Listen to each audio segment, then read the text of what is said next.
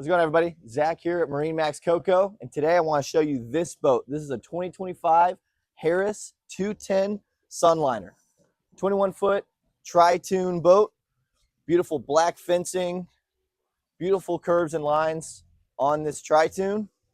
It is pushed by a Mercury 150. Super quiet, super efficient, super powerful. Let's climb on up and look inside. You do have a tow bar right here for all your towing needs, pulling the kids on the tube, wakeboarding, all your water sports. Once you move in here, you'll see you've got your center walk-through seating arrangement with storage underneath all your cushions here.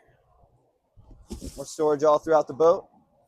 You've got lit cup holders as well as USB charging ports in all of your little sections here.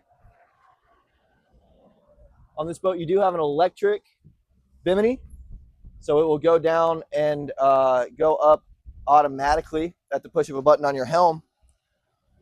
You've got a deluxe helm seat right here.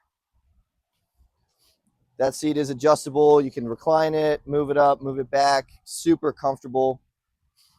You do have a Simrad MFD JL audio head unit. The sound system is awesome on this boat. Wireless phone charger. And again, on these rocker switches, you've got your power top button right there and your binnacle.